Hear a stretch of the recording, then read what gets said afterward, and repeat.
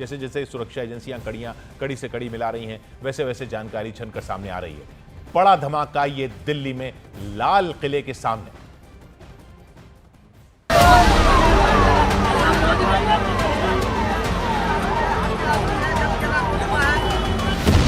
बहुत बड़े धमाके से दहल गई दिल्ली। ब्लास्ट के कारण आसपास की कुछ गाड़ियां और कुछ मार्ग पर जा रहे लोग भी इंजर्ड होने के समाचार हैं। धमाके ने ले ली कई लोगों की जान, कई लोग हुए घायल। दिल्ली में लाल किले के पास बड़ा ब्लास्ट। ब्लास्ट की सूचना आते ही 10 मिनट में Delhi crime branch, Delhi special branch की टीमें स्पॉट पर पहुंची है। मेट्रो स्टेशन के पास हुआ धमाका। बहुत बड़ा ब्लास्ट हुआ, वहां तक सीने पे धड़कन की आवाज गई। हमारे पीछे गाड़ी में आग लगी है, बम फटा है, क्या जो भी कुछ हुआ है हमारी समझ में नहीं आया। कार में हुआ धमाका, गाड़ी के उड़े पर खच्चे। गाड़ी जाम में धीरे धीरे चल रही थी, एकदम ही इतना ब्लास्ट हुआ कि मेरा आगे फ्रंट शीशा निकल के सामने की गाड़ियों में गया और मैं उड़ गया एकदम। धमाके के बाद शुरू हुई फॉरेंसिक जांच। आसपास के स्थान के सभी सीसीटीवी कैमरा और बाकी सब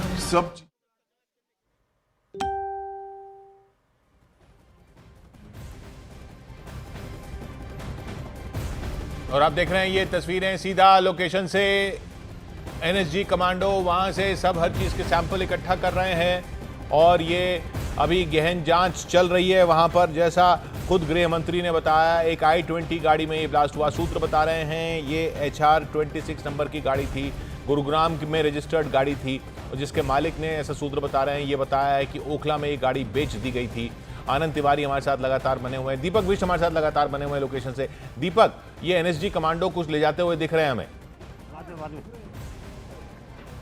देखिए, बिल्कुल मैं बताता हूं आपको किशोर की जो एनएसजी कमांडो है वो इन्वेस्टिगेट का यहाँ पर एक हिस्सा जो यहाँ पर चल रहा है उसको यहाँ पर वो लेकर चेक कर रहे थे, और एनएसजी कमांडो को यहाँ पर डिप्लॉय किया गया है चारों तरफ, क्योंकि ये वो टीम है जो हमेशा धमाकों के आसपास मौजूद नज़र आती है, और यहाँ पर वो नज़र भी आ रही है क्योंकि उन्होंने कुछ ऐसे पार्ट्स देखे जो जिन्हें उन्होंने उठाया और उसके बाद इन्वेस्टिगेशन की तरफ यहाँ पर रुख किया। जो दूसरी तरफ यहाँ पर जहाँ पर धमाका हुआ, बिल्कुल लाल किले के ठीक सामने के पूरे एरिया को कॉर्डन ऑफ किया गया है, और दूर तक यहाँ पर अगर मैं दिखाना चाहूँ तो दूर तक आपको ये सारी चीज़ें दिखाई देंगी किशोर, क्योंकि अब सारे अधिकारी जो यहाँ पर हैं वो सब यहाँ से दिखाई दे सकते हैं। मैं इधर से दिखाना चाहूँगा दूसरे एंगल से, क्योंकि ये वो जगह है जहाँ पर पूरा एरिया देखिए आप, पूरी पीली पट्टी यहाँ पर दिल्ली पुलिस की देखी जा सकती है, और इसलिए ये सभी अधिकारी यहाँ पर जुटे हुए हैं। कोशिश यहाँ पर यही है कि इसका जल्द से जल्द पता लगाया जा सके कि आखिर क्या है इसके पीछे का सच, क्योंकि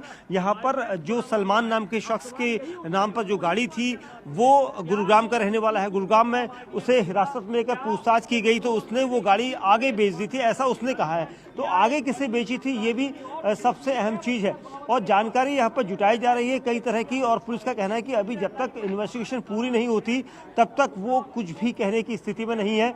और यहाँ पर सबसे अहम चीज़ ये कि कुछ देर बाद जरूर खुलासा हो सकता है, लेकिन किशोर मैं अभी भी श्योर हूं कि ये धमाका मामूली धमाका नहीं है, और इसलिए जो अधिकारी शुरुआत से लगातार इस बात पर जोर दे रहे हैं कि वो अभी इन्वेस्टिगेशन कर रहे हैं, लेकिन यहाँ पर श्योरिटी है कि ये हाई इंटेंसिटी का धमाका है, लेकिन बड़ा डिफरेंट धमाका है, क्योंकि इस तरह का धमाका हमने भी नहीं देखा। अगर गाड़ी के अंदर 4 लोग बैठे हैं और ये धमाका होता है, हालांकि सलमान नाम के शख्स की तक पुलिस पहुंच चुकी है, HR 26 गुरुग्राम तक पहुंच चुकी है, लेकिन दिल्ली में ओखला और उसके आसपास की लोकेशन को खंगाला जा रहा है ताकि ये पता लगाया जा सके कि ये शख्स जिसको ये गाड़ी सलमान ने बेची थी वो शख्स कहां है, किसके नाम बेची थी, उसने किसको दी थी।